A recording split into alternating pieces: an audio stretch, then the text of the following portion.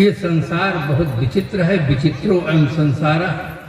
ये संसार सबको कहता है, हम सबको भी कहता है। एक विद्यालय में छुट्टी हो गई थी, उसी विद्यालय के प्रांगण से निकलना था, तो स्कूल के बच्चे लोग हंसते हुए दौड़ते हुए कहने लगे, नार विग्रह संपत नाशी मुड़मुड़ाए भैंस, कह करके हंस रहे थे। हम लोग भी हंस रहे थे, वो भी भाग रहे थे, हम लोग चल रहे थे। सब तो लोग कहते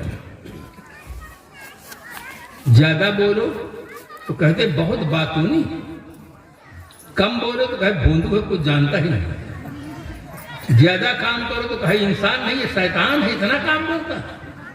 और कम करो तो कहे पक्का बेईमान है। तो दोनों तरफ से कहता है। भक्ति करो, संतों के पास जाओ, सेवा करो, दान धर्म करो, तो कहता है अरे 9 से चूहा खाकर बिल्ली हज करने निकली। अवृद्ध अवस्था में इनको साधु सन्यासी अच्छे लगने लगे। न करो तो कहे इनके भाग में कहाँ लिखा कि भगवत भजन करें। ये अभागे आदमी, इनके भाग में कुछ है ही नहीं। तो दोनों तरफ से संसार कहता है बंधु, हमें विनम्र होकर सेवा करनी चाहिए, माता पिता बड़ों का आदर करना चाहिए। जो विनम्र होते हैं वो छोटे नहीं। आप रामायण के उदाहरण से समझें। महाराज श्री राम अत्यंत विनम्र और परशुराम जी एकदम दूसरी भाषा का प्रयोग करते हैं, किंतु अंतिम में परिणाम क्या निकलता है? जाना राम प्रभाव तब पुलक प्रफुल्लित गात, जोर पान बोले वचन हृदय न प्रेम अमात। अनुचित बहुत कहो अज्ञाता, क्षमहु क्षमा मंदिर दो भ्राता। मैंने अनुचित शब्दों का बहुत प्रयोग किया है। आप दोनों भाई क्षमा की मूर्ति हैं, हम क्षमा करें, क्षमा मांगें। हर आदमी के जीवन में विनम्रता एक भूषण है। जो आदमी विनम्र होते हैं उनसे सब मिलना चाहते हैं। जो अहम से भरे हुए होते हैं उनसे लोग मिलकर बचकर रहना चाहते हैं। बस न मिले न बात करें तो अच्छा। आदमी के जीवन में जो सद्गुण होते हैं वही उसके प्रशंसा के, सुखी जीवन के साधन होते हैं। इसलिए साहब पहले कहते कि अहंकार को छोड़ो। जैसे हम शरीर के विकारों को छोड़ते हैं तब स्वस्थ होते हैं, इसी प्रकार से मानसिक विकारों में एक अहंकार है, इसको पहले छोड़ो। आपा तजय हरि भजय। सबका नाम अनेक अर्था प्रसंगत्वात्। एक शब्द के अनेक अर्थ होते हैं, प्रसंग बदल जाने पर अर्थ बदल जाता है। हरि जो हरण करने वाले हैं। संसार में वो क्या चीज है जिसे कोई नहीं चाहता? वो क्या चीज है जिसे सब चाहते हैं? दो प्रश्न। वो क्या चीज है जिसे कोई नहीं चाहता? वो क्या चीज है जिसे सब चाहते हैं? वो चीज है दुख। दुख कोई नहीं चाहता, चाहे नर हो, नारी हो, स्वदेशी हो, विदेशी हो, कोई भी प्राणी, दुख किसी को प्रिय नहीं। और सुख, सुख सब चाहते हैं। सब मंदिर को नहीं चाहते, सब मस्जिद को भी नहीं चाहते, सब गिरजाघर को भी नहीं चाहते, सब गुरुद्वारा को भी नहीं चाहते, किंतु सुख, सुख सब चाहते हैं। विश्व विभिन्न विचारों का केंद्र। एक प्रकार की विचारधारा नहीं है, अनेक प्रकार की विचारधारा। पाश्चात्य मनोवैज्ञानिक टेंसले ने लिखा है, यह बात उतनी सही नहीं है कि ईश्वर ने मनुष्य को बनाया है जितनी यह बात सही है कि मनुष्य ने ईश्वर को बनाया। सोचिए कितनी विरोधी विचारधारा। हमारे भारतीय परंपरा में 3 प्रकार की विचारधारा पाई जाती है मुख्य रूप से। एक कहते हैं कि ईश्वर सगुण और निर्गुण दोनों हैं। जब जब होए धर्म की हानि, बाढ़ असुर अधम अभिमानी, तब तब प्रभु धर विविध शरीरा हरहि कृपानित सज्जन किया। यदा यदा हि धर्मस्य ग्लानिर्भवति भारत अभ्युत्थानमधर्मस्य तदात्मानं सृजाम्यहम् परित्राणाय साधूनां विनाशाय च दुष्कृतां धर्म संस्थापनार्थाय संभवामि युगे युगे। महाभारत सीरियल में आप पहले सुनते। दोनों का भाव एक है। जब जब पृथ्वी पर अधर्म की वृद्धि होती है तब तब अधर्म को निर्मूल करने के लिए, धर्म की स्थापना करने के लिए मैं अवतार लेता हूं। एक विचारधारा।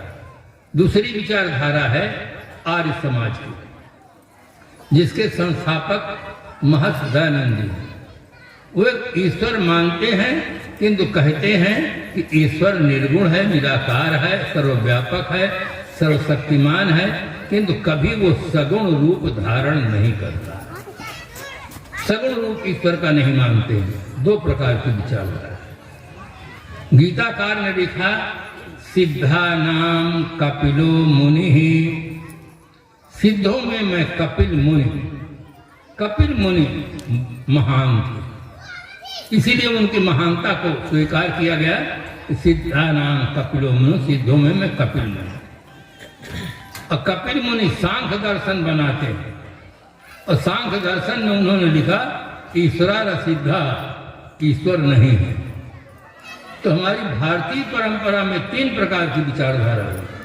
एक कहते हैं ईश्वर सगुण निर्गुण दोनों है, एक कहते हैं केवल निर्गुण है, एक कहते हैं ईश्वर है ही नहीं।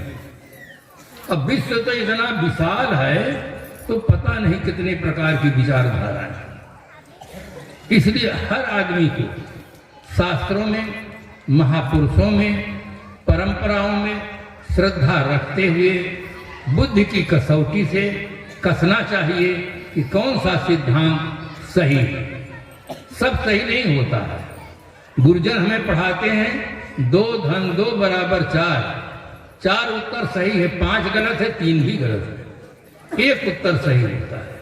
जिंदा आदमी सब काम करता है और मुर्दा नहीं करता है।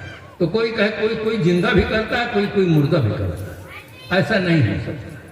जिंदा ही काम करता है, मुर्दा कुछ नहीं करता। चाहे जिस देश का मुर्दा हो, मुर्दा कुछ काम नहीं करता। तो इस प्रकार से हमारी आस्था सत्य में होनी चाहिए। यहाँ पर हरि कहते हैं हरण करने वाले। दुख कोई व्यक्ति नहीं चाहता है। दुख का मूल कारण है अज्ञान। तस् हेतु अविद्या। दुख का मूल कारण अविद्या है, अज्ञान है। आदमी अज्ञान से अनेक समस्याओं को जन्म देता है। समस्याओं के समाधान में ही तन मन धन स्वाहा कर देता है। अफसोस फिर भी अज्ञान को मिटाने का प्रयास नहीं करता है। बहाना यह करता है कि समय नहीं मिलता। आदमी बहाना करता है कि हमें अज्ञान को मिटाने के लिए समय नहीं है और गलत काम करने के लिए समय है। सब चीज के लिए समय है। जो दुख का मूल कारण अज्ञान है, उसको मिटाने का उसके पास समय नहीं। आदमी चाहे जिस लोक में जाकर रहे, चाहे जिस देश में जाकर रहे, चाहे जिस पद में जाकर काम करे, जब तक उसके मस्तिष्क में अविद्या शेष है, तब तक आदमी दुख के बीच में रहे, दुख से मुक्त नहीं हो सकता है। इसलिए अज्ञान को हरण करने वाले हरि गुरुदेव, उनकी भक्ति करें। आपा तजय हरि भजय। अहंकार को छोड़ करके गुरु की भक्ति करे, उपासना करे, जिससे उसे वस्तु स्थित का यथार्थ बोध नहीं है, निर्भ्रांत बोध नहीं है लोगों को। इसी कारण से संदेह में पड़े रहते हैं कि राग करें कि विराग करें, संयम से जीवन जिए कि असंयम से जीवन जिए, क्या करें क्या न करें, मन में दुविधा बनी रह जाती है। यथार्थ बोध की बहुत जरूरत है। जितने जीवन गुजर के लिए धन की जरूरत है, उतना ही हर आदमी को अच्छा जीवन जीने के लिए बोध की जरूरत है। मानसिक स्थिति ठीक न हो तो आदमी दुर्व्यसन छोड़ता नहीं, और मानसिक स्थिति ठीक हो तो आदमी दुर्व्यसन छूता नहीं। एक आदमी दुर्व्यसन को छोड़ता नहीं, कहता है दम टूट सकता है, सिगरेट शराब नहीं छूट सकता है, और दूसरा आदमी जीवन में कभी छूता ही नहीं, उसका पूरा जीवन चलता है। इसलिए बंधुओं, अज्ञान को मिटाने का प्रयास करना चाहिए। गरीबी को मिटाने के पहले अज्ञान को मिटाओ। लोग गरीबी को मिटाने के लिए तो बहुत प्रयास करते हैं, किंतु गरीबी का मूल कारण अज्ञान, उसको मिटाने का प्रयास नहीं करते। गरीबों के पास न रहने के लिए सुंदर मकान, न खाने के लिए पौष्टिक भोजन है, मगर उनका जीवन देखो तो दुर्व्यसनों और बच्चों से हरा भरा है। अनेक प्रकार के दुर्व्यसन के शिकार हैं। और घर देखो, घर में खाने का ठिकाना नहीं, पूरा घर बच्चों से भरा है।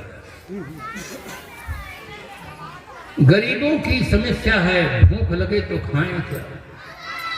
गरीबों की समस्या है भूख लगे तो खाएं क्या। अमीरों की समस्या है क्या खाएं तो भूख लगे, उनको भूख ही नहीं लगती। डॉक्टर साहब से पूछते रहते, साहब क्या खाएं तो भूख लगे। कब्जियत रहती है, अपच रहता है, गैस बनती है, भूख ही नहीं लगती। कुंवारों की समस्या है शादी कैसे हो। कुंवारों की समस्या है शादी कैसे हो। शादी वालों की समस्या है झंझट से छूटे कैसे। ये बहुत बड़ी झंझट है, सब झंझट का मूल शादी है। शादी न करो, जीवन आजाद रहे, देश विदेश घूमो, समाज को चलाओ, बहुत बढ़िया जीवन, दिव्य जीवन जीने का सौभाग्य मिलेगा। किंतु आदमी रह नहीं पाता है क्योंकि मानसिक स्थिति अच्छी नहीं। लोग शादी में हर्षोल्लास के साथ नाचते गाते हुए लाखों करोड़ों अरबों रुपये खर्च करते हैं, मगर हकीकत नहीं जानते। समस्याओं को निमंत्रण देकर बुलाते हैं, कहते हैं हम फ्री में हैं, आइए समस्याएं हम उसका समाधान करेंगे। पूरा जीवन वैसे हो जाता है। इसलिए बंधु, अज्ञान को मिटाओ। अज्ञान को मिटाओगे तो आपका दुख मिटता चला जाएगा, मिट जाएगा।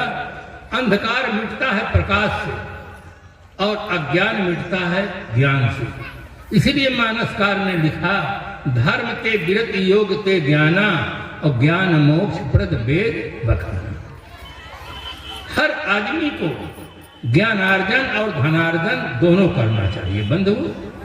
धनार्जन जीवन गुजर के लिए और ज्ञानार्जन अच्छा जीवन जीने के लिए। आपातजय हरि भजय, अहंकार को छोड़कर सद्गुरु की भक्ति करें। क्यों करें? यथार्थ बोध की प्राप्ति के लिए। तीसरे पॉइंट में है नख तजय विकार। नख से शिखा तक के विकारों का त्याग करना चाहिए। ये विकार ही दुख के मूल कारण। समय तेजी से बीतता चला जा रहा है। केवल संकेत देता हूं उन सज्जनों को जो शिक्षित हैं। इतिहास श्रीमद् भागवत महापुराण पढ़ें।